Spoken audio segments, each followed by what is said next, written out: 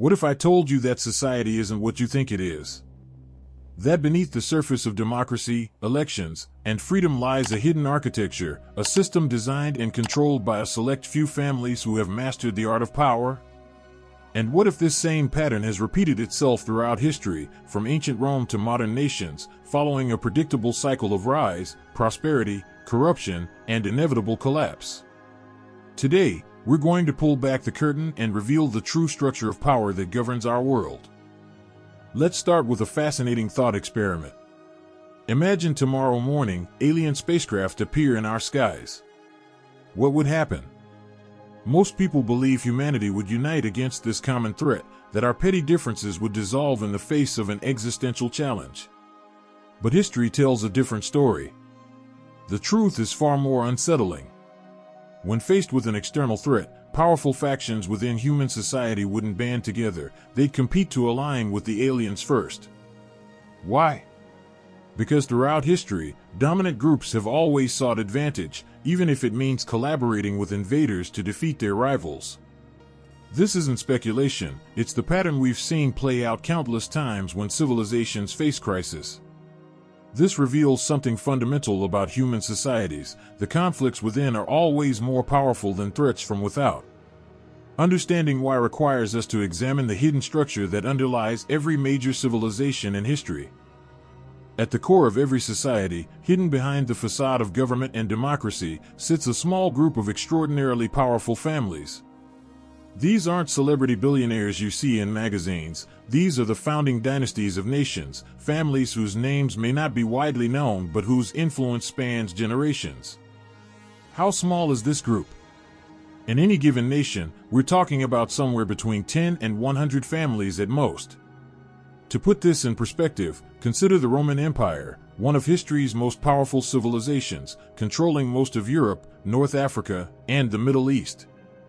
Despite ruling over millions of people across vast territories, the entire empire was effectively controlled by approximately 200 families.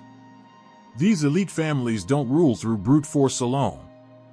They've developed a sophisticated system, a framework built on three fundamental pillars that allow them to maintain control across generations. The three pillars of power. The first pillar, finance. Finance represents the foundation of control. In modern times, this pillar operates primarily through central banking, the institutions that control money supply, interest rates, and ultimately, the flow of wealth throughout society. By controlling finance, the elite control who prospers and who struggles, who gets loans and who goes bankrupt, which industries boom and which collapse. But money alone isn't enough. The second pillar is religion, not just in the traditional sense, but as a mechanism for controlling what people believe. Religion shapes worldview, morality, and perception of reality itself. In ancient times, this meant literal religious institutions. Today, this pillar has evolved. The dominant religion of our modern world is science and technology, the institutions and narratives that determine what counts as truth, what research gets funded, and what innovations reach the public. The third pillar is intelligence, the networks of spies, surveillance, and information control that monitor threats and manipulate outcomes behind the scenes. This pillar operates in shadows, gathering secrets, blackmailing opponents, and ensuring that anyone who might challenge the system can be controlled or eliminated. These three pillars work together, forming a nexus of power that radiates outward to control every institution you can imagine: schools that shape young minds, media that filters information, corporations that employ millions, even criminal organizations and the black market.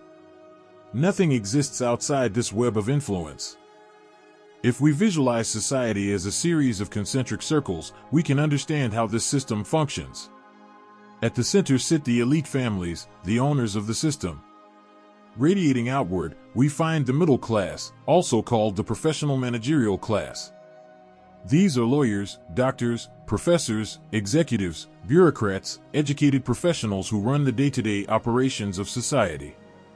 Finally, at the outer edge, we find the people, the vast majority who perform the actual labor that generates wealth.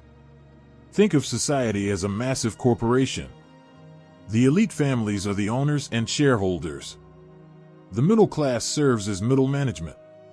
The people are the workers on the floor, creating the products and services that generate all real value.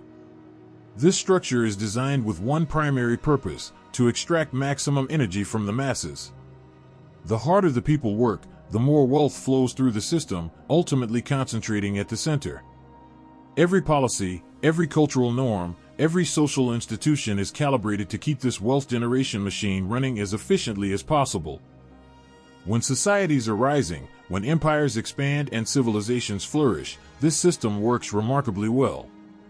During these golden ages, the elite families are secure in their position.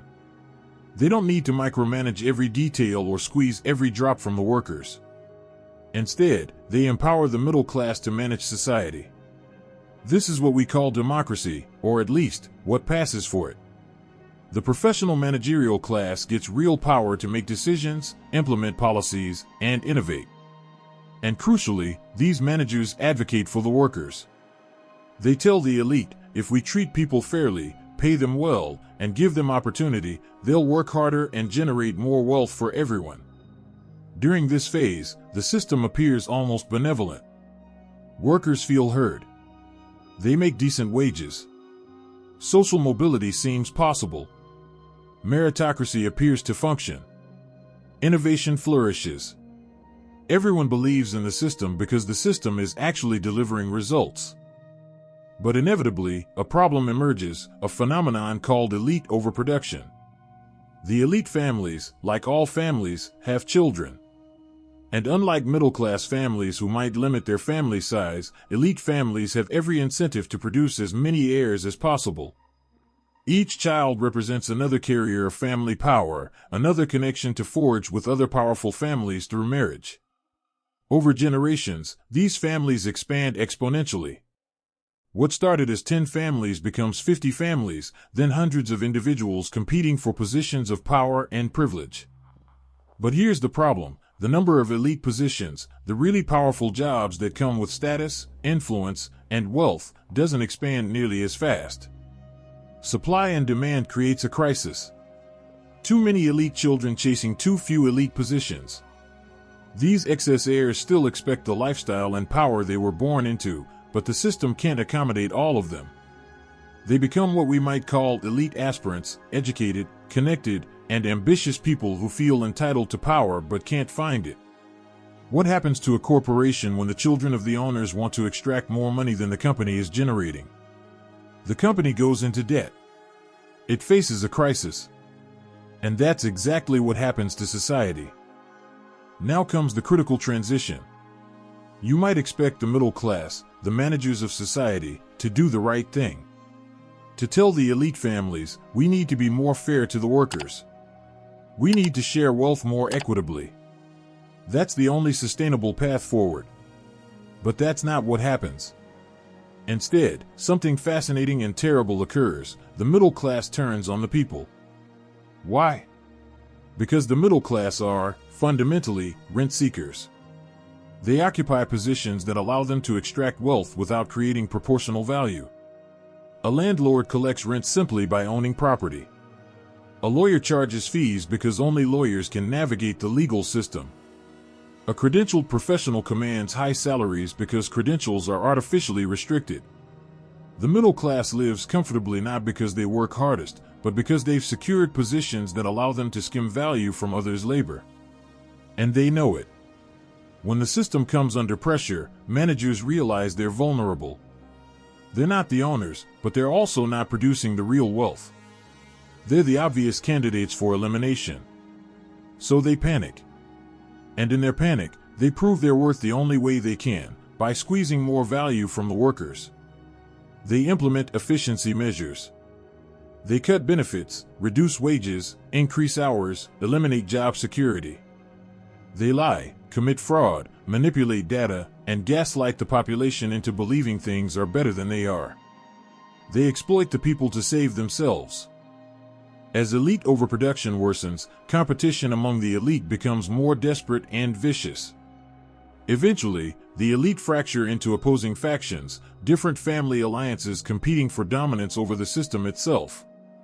When the elite split into factions, they pull the rest of society with them. Each faction recruits portions of the middle class to their cause. Those middle class adherents then mobilize segments of the working population.